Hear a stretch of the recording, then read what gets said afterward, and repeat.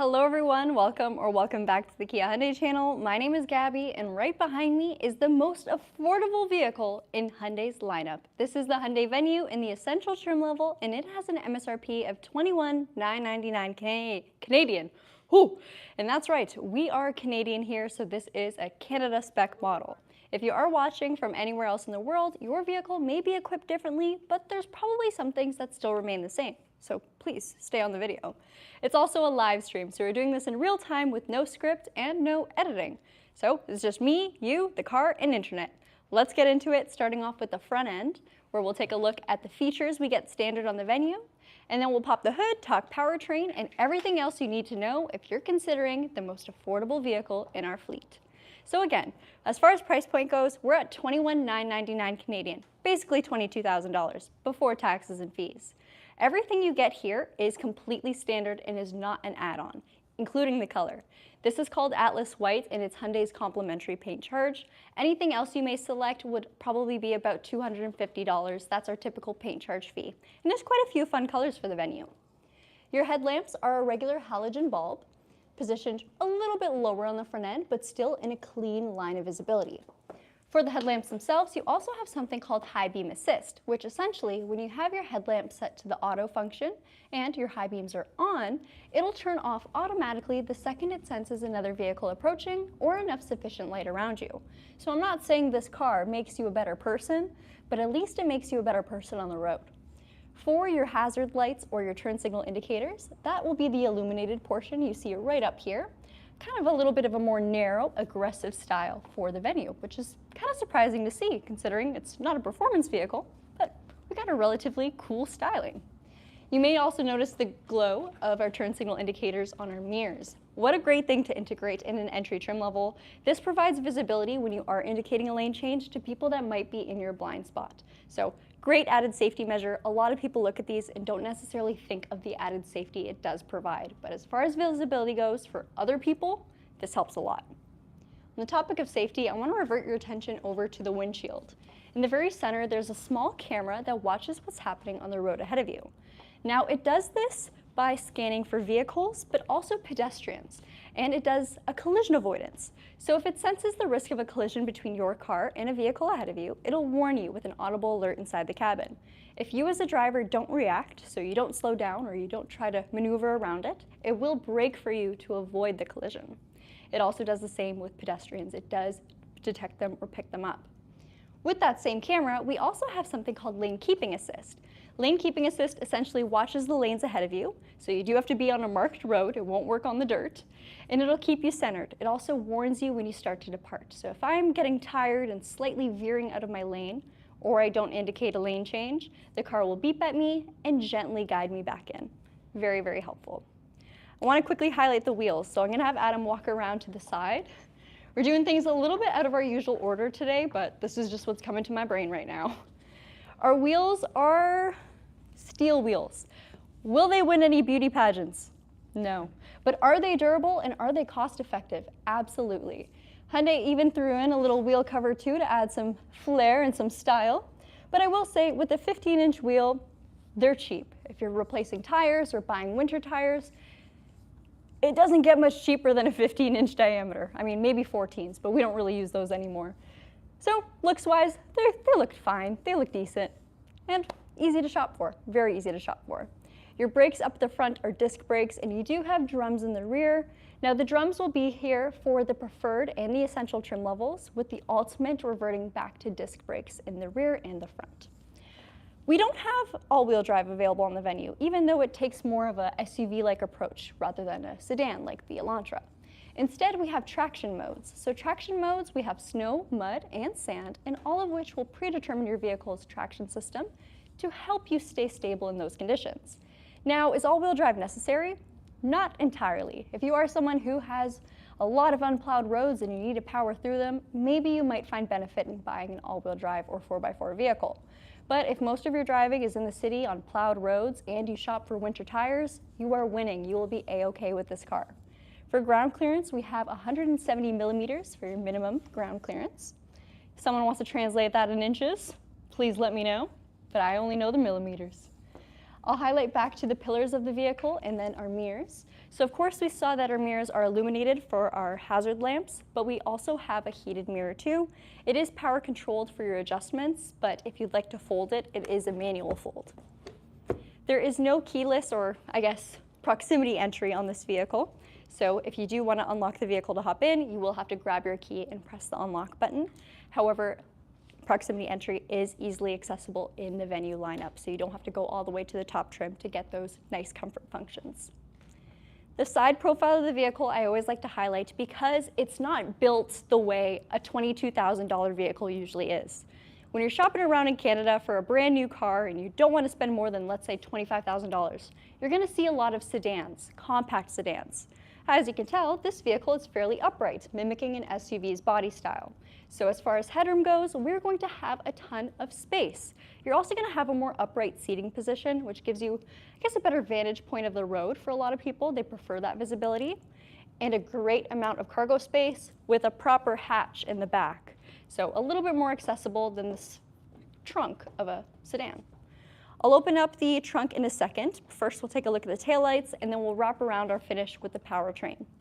Your taillights, right now we have the hazards or turn signals illuminated. We have regular bulbs back here as well, so relatively cheap to replace, and a high-mounted stop lamp positioned inside our glass. Also mounted on the glass, we have our rear wiper. And then for our badging, the Venue badge is finished with a chrome and white filled design. I think it looks pretty good, especially on white paint. To release the hatch, we have our soft touch button here, and it's hydraulic, so it does most of the heavy lifting for you. And we also have our own included cargo cover. Cargo cover is removable, so you just unclip it from these notches here, and then you can either throw it in your trunk or in your house, wherever you want to put it. But it's nice to have already included. I've already gone ahead and knocked our floorboard down, so this is the lowest position you can have your cargo floor. Let me show you what it's like from default though. And I will say, in its default setting, this cargo capacity is really impressive. We have 528 liters of cargo space in the Venue, and you also have the ability to knock your rear seats down. The topic of rear seats, as you can see, each one has a top tether for car seats. There's also these hook points here if you do decide to utilize a cargo net.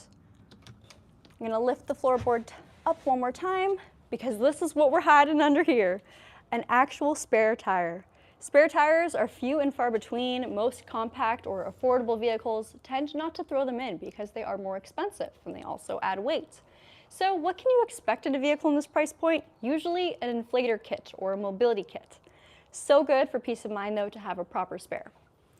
Or compact proper spare. All right, let's close up the hatch area. I'll talk about the fuel tank and the fuel efficiency, and then we'll talk powertrain. So for a fuel tank, it is a 45-liter tank, the smallest in our non-hybrid lineup. Relatively cheap to fill. You're probably at around 50 to 55 Canadian dollars, depending on where you live, for a full tank, and it's just regular unleaded fuel. Your fuel consumption is about 7.5 liters per 100 kilometers, and that's what it's rated as. So if you're relatively light on the throttle, and just an overall efficient driver, you can see it do a whole lot better. Or if you're heavy on the gas, driving it like a race car, it could do a little bit worse. But let's talk about what powers the Venue right now. So under the hood, across all trim levels here in Canada, we have one powertrain option. It is a 1.6 liter, naturally aspirated gasoline engine. Now this engine produces 121 horsepower with 113 pound-feet of torque. And I know what you're thinking. Lord help me, I got myself a race car. Yeah, it's definitely not a race car, but it has more than capable power to get up and go, take you on the highway wherever you need to get to. The vehicle can do it, no hesitation. Keep in mind, this is also a relatively small and lighter car, so it's not lugging around a 3-seat or 3-row SUV with all-wheel drive. This powertrain handles it just fine, and it does it efficiently. Your transmission is an IVT transmission, which stands for Intelligent Variable. It's Hyundai's take on a typical CVT, except they ironed out all the horrible kinks of CVTs and also gave some mechanical changes too. So this transmission is going to give you artificial gear shifts, so it doesn't feel like your vehicle is constantly in a state of, is it going to change gears? What is it doing? Why is it so loud? It's quiet, it's responsive, and it changes based off your drive mode too. Now for the cabin. The cabin on this car is actually very, very impressive and probably not what you'd expect for its price point and even just its class. The interior, of course, we're going to have cloth seats and our adjustments are going to be manual. Pardon me one second. I'm going to turn off the hazards. I think our battery's going to die too. We've been running the lights for a little too long. Turn off the hazards. I'm going to have Adam pan in real quick before we go over everything else in the cabin. So of course we have our cloth seats, and the insert is actually a lighter finish with a cool line design. Your two front seats will be heated with 3 different levels, and you have a height adjustment for the driver. I'm going to hop in real quick to show you guys our adjustments. So for height, you simply pump it upwards. I did die, dang it. We simply pump it upwards or downwards if you'd like to lower the position of your seat. And then for our backrest, this is pretty typical. It's going to be your rear lever, and then you can adjust the amount of recline or how upright you'd like the seat to be. Like I hinted at earlier, this car is going to offer a little bit more of a ride height compared to the typical sedan in this price point.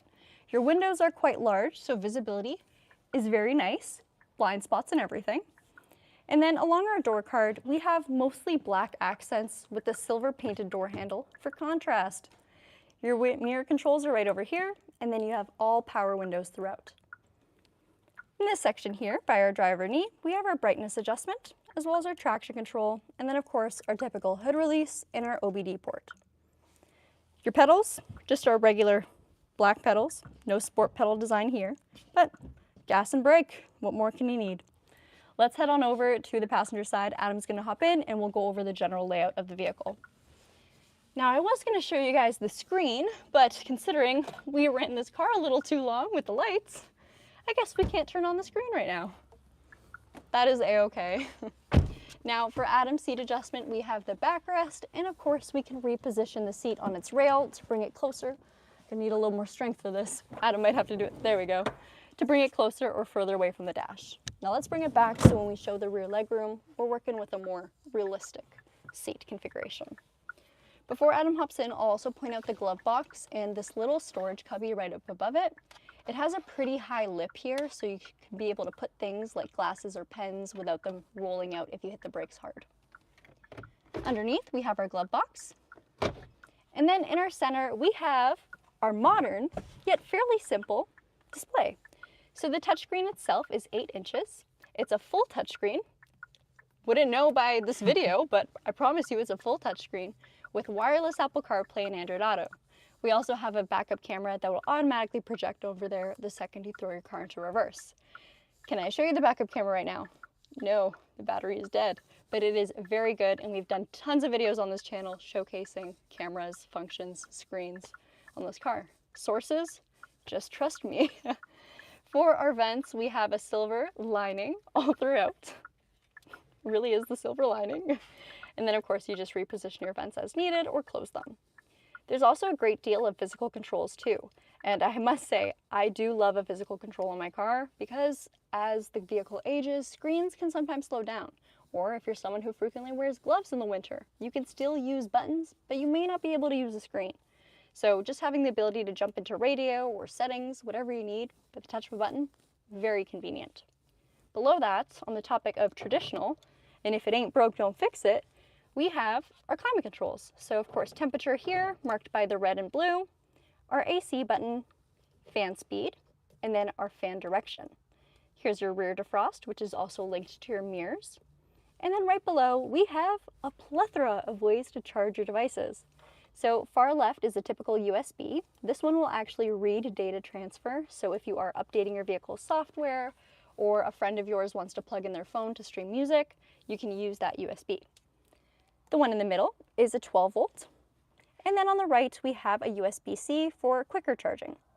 This little pad here is not just a funky design, it is a wireless phone charger. We have a wireless phone charger in our entry-level, most affordable vehicle. That's a huge win. A lot of vehicles you have to update maybe to the midline, even sometimes the highest trim level to get a wireless phone charging pad. But that's besides the point. Let's get back into what we get here. For our gear shift, like I said, the transmission itself is an IVT, so it operates like a regular automatic. You put the car in park, you put it in reverse, neutral, or drive, and then you go from there. Then we have a regular handbrake or a manual handbrake. Our heated seat controls are located right over here. And then as I just grab the camera from Adam, we can go ahead and see our gauge cluster. Now, typically, this would be illuminated in our videos, but I can only really show you our center display here. This is what's actually considered the digital portion, where we'll have an accurate reading of our speedometer and our tachometer on the left and right hand sides.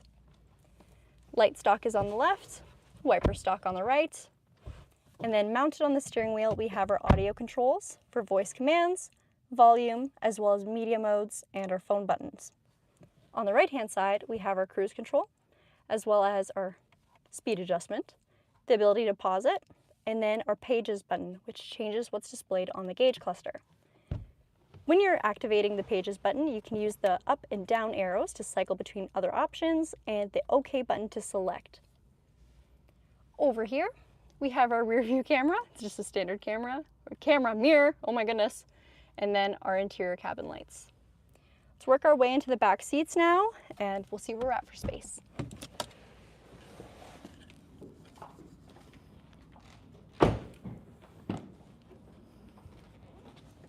Alrighty, so this is pretty funky. Let's take a look in the middle here.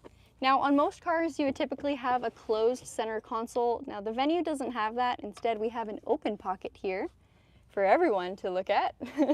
And then right up above you can see the cup holders for the first seats, the front seats. Now in the rear we don't have our own cup holders. Could you balance something in that storage pocket there? Probably, but mounted on the doors we do have integrated bottle holders, one for each door card. And on the door card itself we have the same design as the driver passenger up at the front with the silver painted door handles. I did mention that because of its upright design we have a great deal of headroom in the Hyundai Venue, and here's proof. So I'm sitting in its full recline position. That's a lot of space. This is a really good amount of space. And back when I was sitting in the front too, I had my seat relatively up high and I still had tons of room around me. The two main seats on this vehicle are going to be fairly wide, so comfortable enough to accommodate an adult on a road trip. Legroom wise, I mean, if you're taller than me, you might find it a little bit cramped, but even again, sitting behind a 5'4" driver who doesn't sit too close to the wheel, my knees are nowhere near touching the backing of the seat, and then I do have room underneath to place my feet if need be. There's no vents back here, but because this car is relatively short, you still get a great deal of airflow coming from your front vents. And that's about it for the back seats over here. We did have those car seat tethers at the top of all of our seats, and then you have your anchors by your main seats as well. I like how they continued the design of the front seats into the rear, so we have those lined patterns. I don't even know what I would exactly call this, but pretty cool if you ask me. Now I think that's about it for our walk around of the Venue. We'll take a couple minutes to answer some questions and see what you guys say. And in the meantime, maybe I'll have Adam check to see if he can get someone to boost the battery. This happens more often than you'd think, especially with new cars. So new cars that just arrived from the factory, we don't know how long they've been sitting without being properly driven. So, you know, people will open the doors to check the mileage, the lights will turn on, and that kind of wakes the car up. All of this waking without the car actually being driven can deplete the battery, and of course, so does cold weather. It just makes everything happen faster. But also, we were filming this vehicle before we went live too. And of course, when we film the cars, we always have the lights on so you can get the full picture. Yeah, I think we had the lights on a little bit too long. Anyway, let's see what you guys have to say about the Venue. I drove this car to Oshawa to see my cousin. Wind noise on the highway. Yeah, so this vehicle, it's not going to be as, I guess, sound deadening as some of our other vehicles, just because it is, again, an entry-level vehicle. It's a more value-focused car. So it's not going to have, you know, the acoustic windshield or the acoustic front windows, and all of that will contribute to a little bit more road noise or wind noise.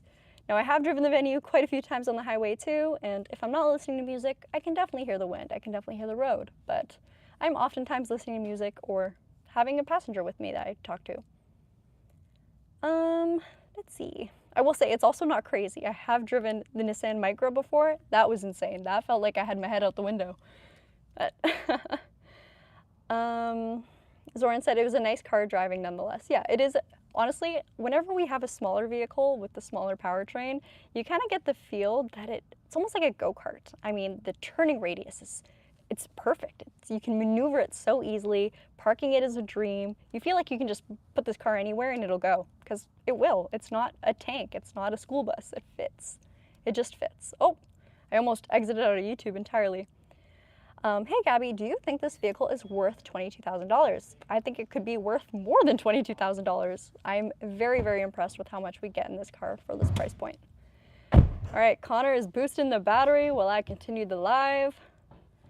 And then hopefully we'll be able to show you guys the touchscreen and then of course the rear view, the backup camera. Imagine Gabby and Char cruising together. Charlotte and I have cruised in the venue many, many times. We always joked around, so the highest trim level of the venue is called the Ultimate, and we always said, imagine picking up a date, and you say, oh, I'm taking you in the Ultimate venue. She thinks you're taking you somewhere crazy, maybe a really nice restaurant. No, we're getting in the Ultimate venue, my Hyundai, the trim level. Anyway, that was a really bad joke. Warren asked, who's Connor? Connor, come back! Connor, come back! Connor, come back! We have power now. Connor is our electrician, mechanic, parts department. Everything, jack of all trades. Yeah, Master Kim Kardashian West, mother, lawyer, scholar. Getting people out of prison. Yes, there you go. Connor's also going to be on our live stream tomorrow. Where is he? Yes. Anything you want to hint about your costume? It's going to be red. Okay. It's going to be red. That's the only thing I'll give you. That's it? And it's kind of related to what we do every day. Zoran said, tell Connor I still love him. Okay. I was thinking about you the other day. Funny enough. Oh boy. Not in that kind of way. I just meant like I haven't seen the comments in a while. Yeah, he's back. Okay. All right, thanks Connor. Of course. All right, let's take a look at our rear view camera. Adam, could you do me a mega favor? Of course. By sitting in the driver's seat and putting the car in reverse. The driver's seat, yeah.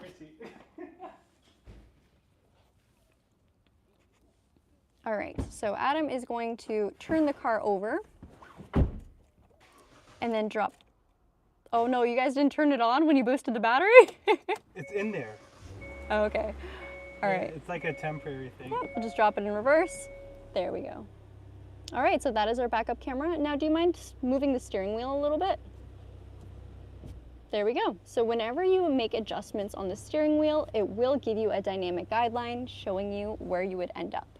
All right, you can put the car back in park, and then we'll just take a quick look at the screen. It is a touchscreen, like I mentioned, wireless Apple CarPlay, of course our typical FM AM radio, and then Bluetooth. So if you want to pair your phone, you most certainly can. And then of course you'll get your calls and everything through the vehicle. Oh, do you want to turn the car off, Adam? I do. There we go. All right, now leave the car on for half an hour and pass out from carbon monoxide. Yeah, that is not what we're doing. All right.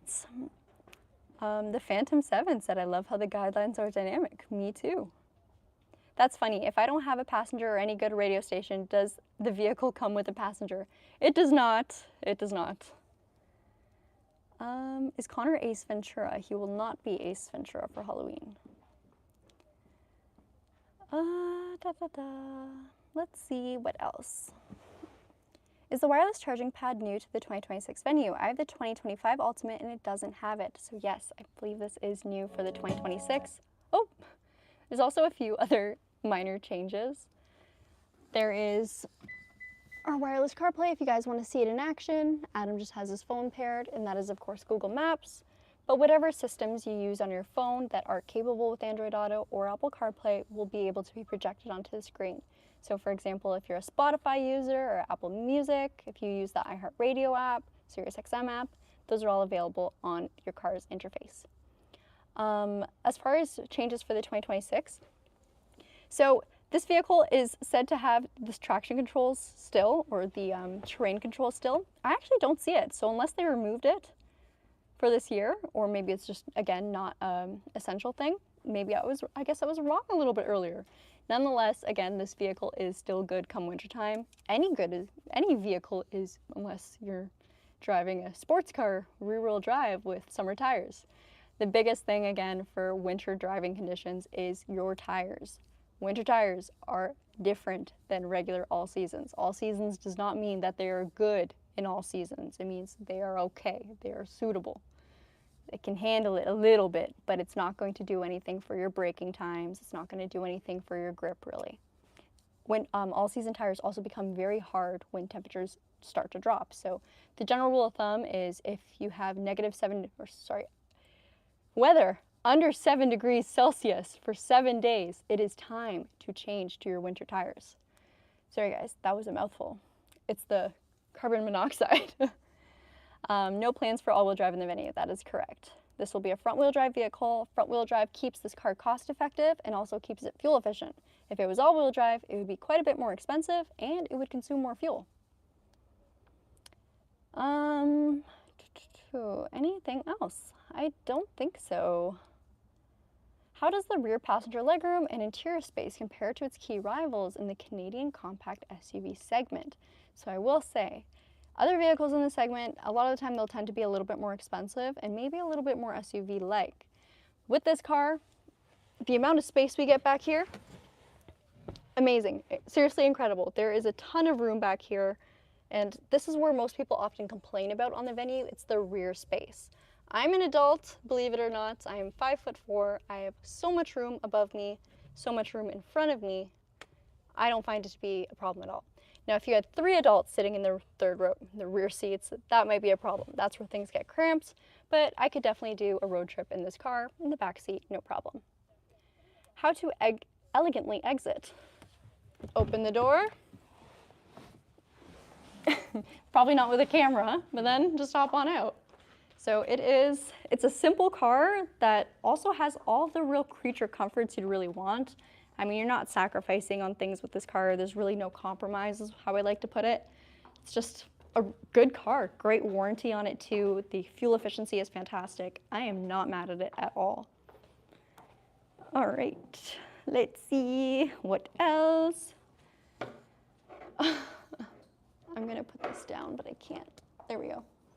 Subzoran said, I need a low mileage vehicle for my father. Please contact me. 7 grand budget ASAP. We have, I believe it's 2012 Honda Civic.